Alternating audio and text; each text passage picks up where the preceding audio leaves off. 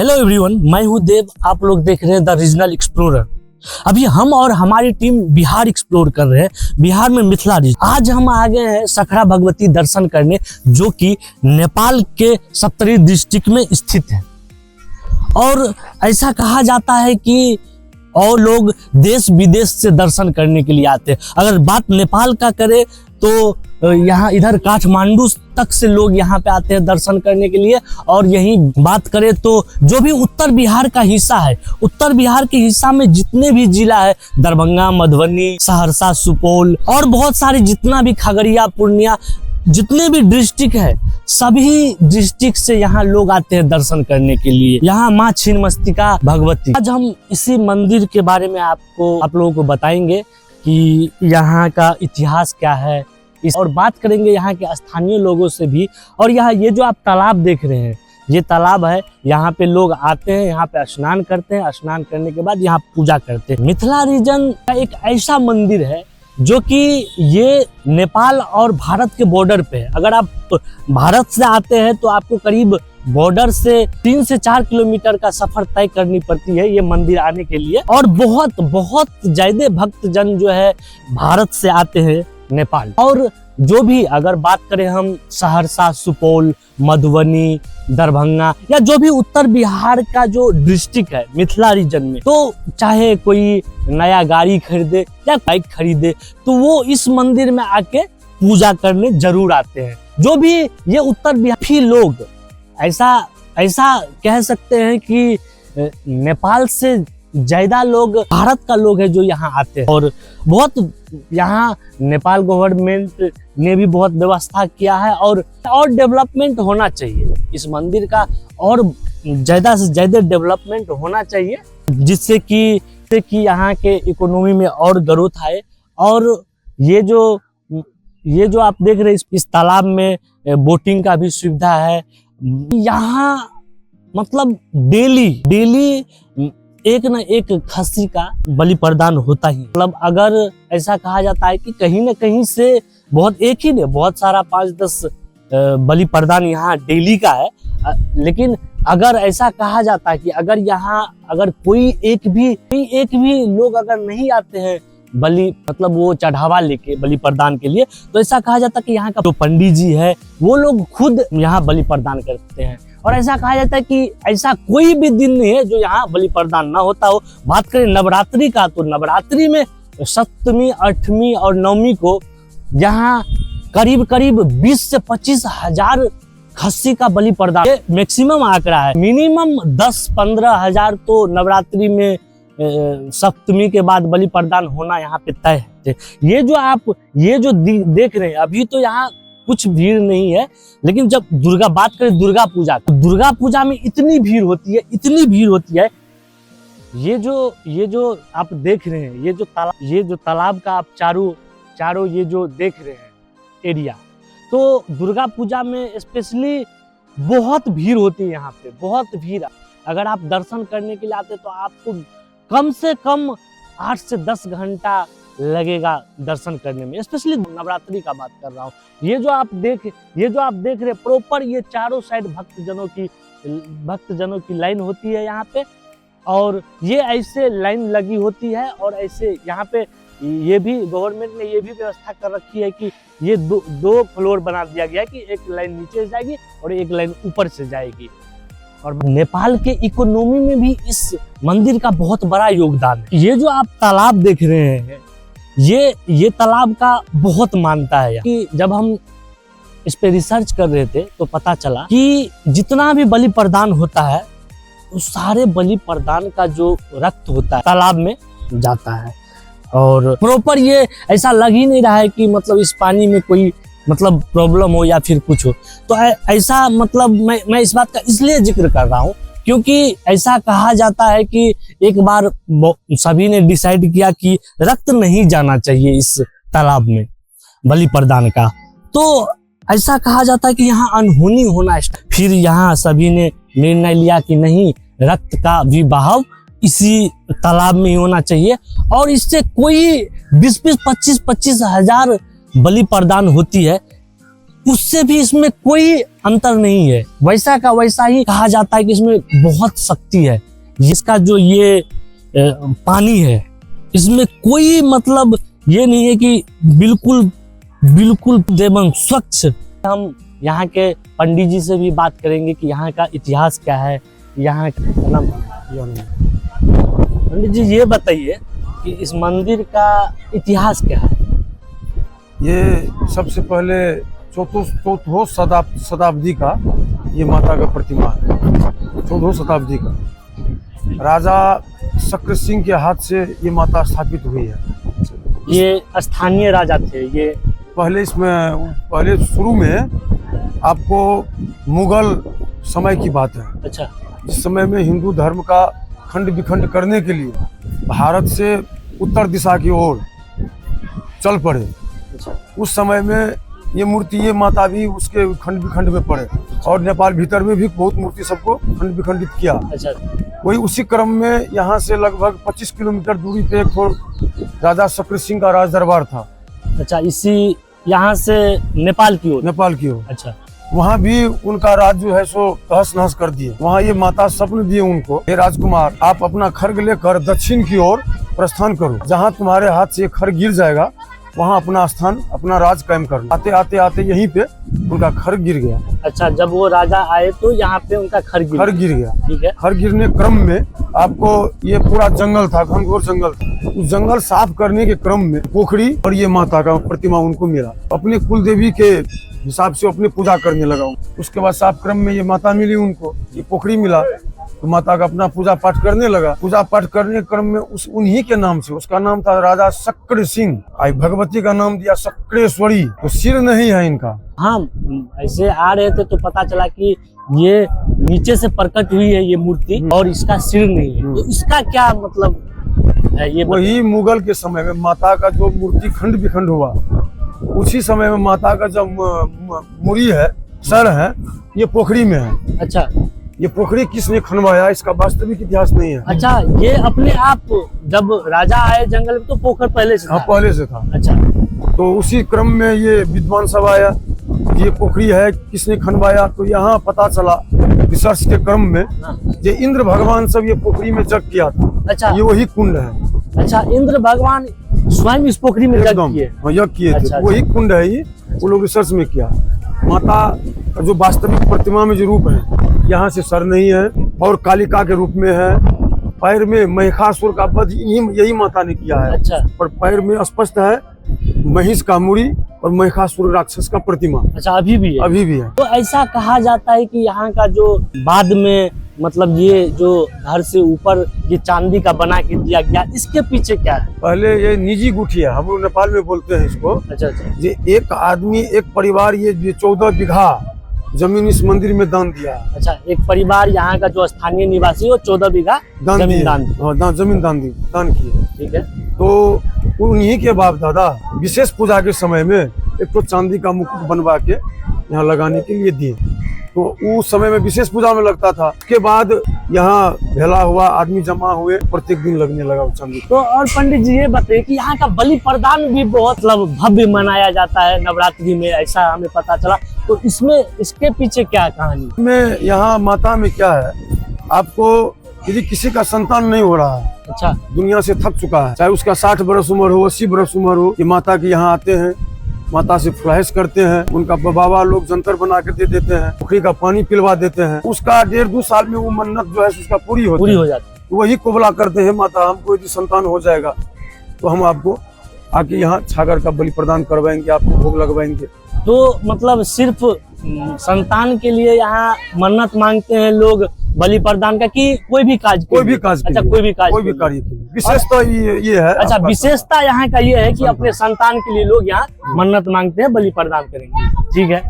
तो और ये क्या है कि हमने सुना कि यहाँ का जितना भी यहाँ नवरात्रि में करीब सप्तमी और अष्टमी को 20-20 हजार छागर का बलि प्रदान होता है, क्या ये सच है? 20,000 तो नहीं होता है, 12,000 14,000 इतना बलि होता है एक दिन का ना, 10 दिन मिला। अच्छा, 10 दिन मिला के। अच्छा। और ये भी कहा जाता है कि यहाँ जितने भी बलि प्रदान हो जाए उसका सारा रक्त जो है इसी तालाब में बहाया जाता एकदम है। सही है। इसके पीछे का क्या कहानी है? पहले एक समय में क्या था कि परंपरा से इनका रक्त माता का जितना आहन बहन है, माता का जितना खर्ग है, शक्ति है, सब इस पोखरी में है।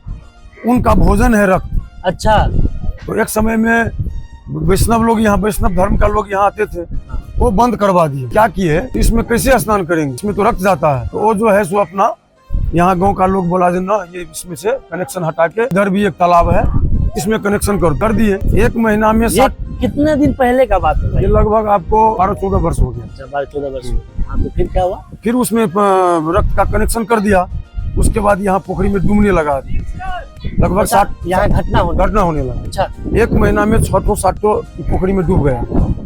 तो उसके बाद हमारा एक तो भ्राताश्री था, हाँ। मंदिर पे सोता था। अच्छा, जो यहाँ के जो मुख्य पंडित जी थे। हाँ, उस समय में थे। अभी हाँ, तो मूल पुजारी हम है। अच्छा, तो वहाँ सोते थे। उनको स्वप्न दिया, तो माता का जो नली है जिसमें से माता को पानी जाता है, उसमें सिर्फ मूढ़ी, जिंदा मूढ़ी ऐसे ऐसे कर रहा है। वो बोल रहा है जो आप तुम ही लोग यदि इसमें रक्त नहीं देगा, हमारा जोगनी भोगनी जो है सब कैसे भूखा हुआ है, पुजारी लोग तुम ही लोग को, बाल बच्चा को इस पोखरी में हम भोजन करेंगे। तो वो समझा, जो ये बात बोलेंगे ना सवेर में किसी को, तो वो मजाक समझेगा। अच्छा, ऐसे कोई हित था, दोस्त महिम था, वो बोल दिए। हाँ, ये मतलब कि रियल लाइफ में तो ऐसे ही होता है कि लोग मजाकी समझेंगे इस बात को। यहाँ तक कि आज के डेट में तो बहुत लोग ये भी बोलेंगे कि ये अंधविश्वास है, ये है, वो है, कि पोखर में कैसे माता का जो भी आहन बाहन है कैसे रह सकता है। तो बातें तो बहुत प्रकार की होती है। हाँ, तो फिर क्या हुआ उसके बाद? वो बोले अपने गाँव में। हाँ, तो फिर जो है सो पूरा समाज मिल के, गाँव मिल के ये रक्त का संचालन पोखरी में कर दिया। अच्छा, फिर से दोबारा कर दिया। उस दिन से घटना। अच्छा, उसके बाद घटना बंद हुई। तो और यहाँ का मुख्य पंडित जी आप, तो और इसके बारे में कुछ बताइए। देखिए, ये माता जो जैसे कि ये भारत और नेपाल के बीच में, कि भारत से बॉर्डर पे ही है, बॉर्डर के 2-3-4 किलोमीटर के अंदर ही है।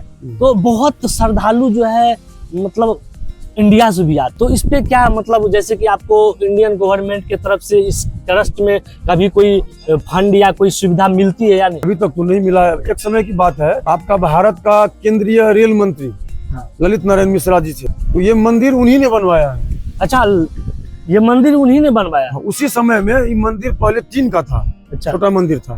तो हेलीकॉप्टर से वो कहीं जा रहे थे, उनका मशीन जो है सो टेक्नोलॉजी एकदम बिगड़ चुका था। एक्सीडेंट होने वाला था। उनको पायलट बोले, जो देखिए तो मंत्री जी, तो एक्सीडेंट होने वाला है।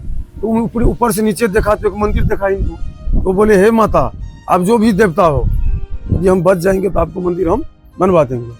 उस समय में वो केंद्रीय मंत्री थे। हाँ, वैसे ललित नारायण बाबू भारत के बहुत बड़े जाने माने नेता रह चुके हैं। और ये बहुत दुखद घटना है कि मतलब वो अब हमारे बीच नहीं रहे, वो बहुत पहले चले गए।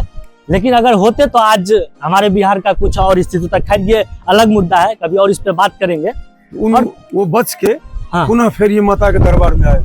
अच्छा, उसके बाद वही हाँ। ये स्थापना कब हुआ था, किस ईस्वी में इस मंदिर का? 4वीं शताब्दी का है ये मंदिर का। हाँ, जैसे ये मंदिर ललित नारायण बाबू कब बनवाए? वो बोल रहे हैं।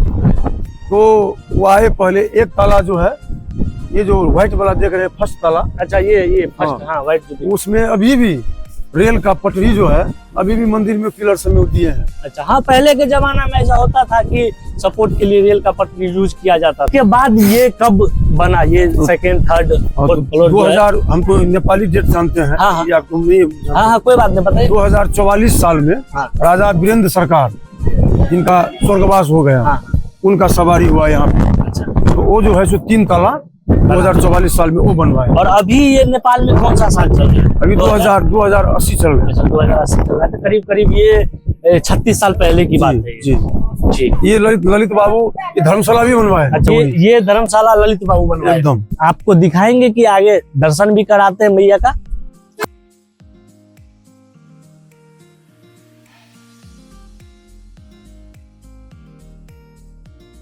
तो हमने इस शॉप से पूजा के लिए प्रसाद और फूल पत्ते का डाली लिया और बढ़ते हैं आगे मंदिर की ओर।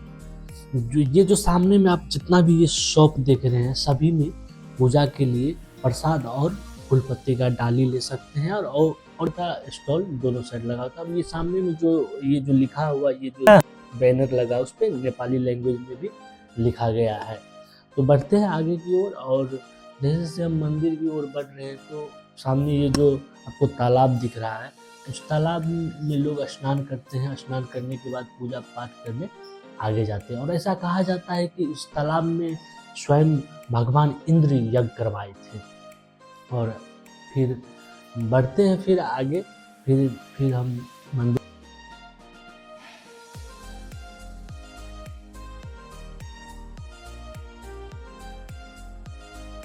थोड़ा देर इंतजार करने के बाद मंदिर में प्रवेश किया, और मंदिर में प्रवेश करने के बाद वहाँ पूजा अर्चना किया। पूजा करने के बाद भक्तजन वहाँ से बाहर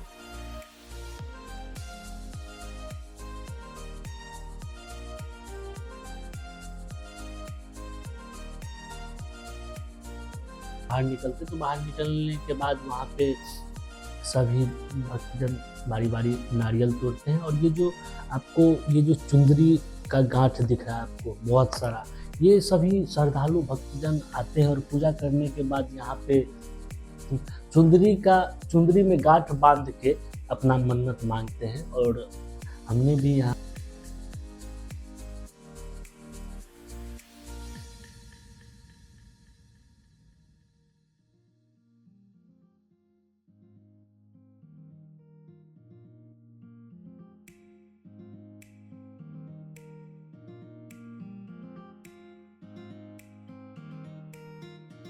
निकलेंगे तो देखेंगे कि सामने ये एक धर्मशाला है, और जो कि मतलब लोगों के विश्राम के लिए व्यवस्था किया गया है।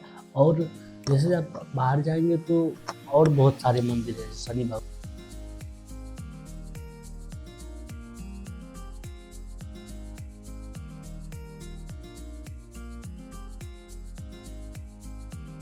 भगवान का मंदिर है, भोलेनाथ का मंदिर है, और पंचमुखी हनुमान जी का मंदिर है। और थोड़ा सा और आगे जाएंगे तो आपको सबसे लास्ट में पंचमुखी नाग देवता का मंदिर मिलेगा, जो कि जहाँ पे लोग जनरली मैंने देखा पूजा करने के बाद वहाँ पे लोग फोटोग्राफी करते हैं।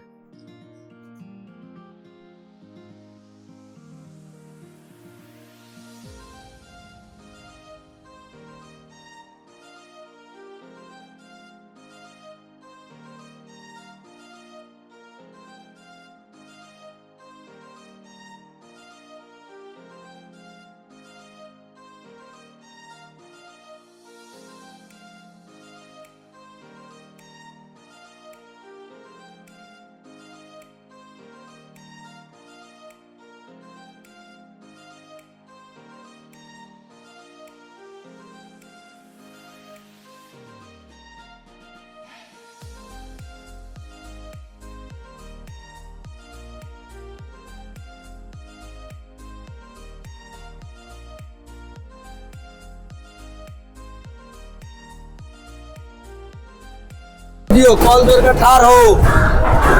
पंडित जी यहाँ सबसे पहले आप यहाँ पूजा करते हैं और वहाँ बलि प्रदान होता है। तो बलि प्रदान आप ही करते हैं कि कोई और करता है? हम करते हैं। आप ही करते हैं। तो ऐसा माना जाता है कि इसके बारे में थोड़ा हमको जानकारी दीजिए। बताइए। कि जैसे कि ये जो जैसे बहुत यहाँ पे बलि प्रदान होता है, रक्त इसका कहाँ जाती है? रक्त इसी पोखरी में जा रहा है। पोखरी में, लेकिन इसमें देखने से तो लग नहीं रहा कि इसमें एक बूंद भी रक्त है। इसमें तो इसके पीछे का क्या कहानी है? इसमें यही कारण है, प्राचीन काल से इसी पोखरी में रक्त बलि प्रदान भीतर में हो रहा था। होने के बाद रक्त इसी पोखरी में जाने लगा। जाने के बाद हमारा यहाँ का मेन पूजगरी था पूर्वज, 30 वर्ष पूर्व मेरा दादा था। अच्छा, आपके दादाजी यहाँ के मेन थे? 30 वर्ष पहले के बात बोल रहे हैं। उनको रकत इसमें जाने के बाद उनको यहाँ का महात्मा संत ये सब बोला, हो बाबा इस पोखरी में रख।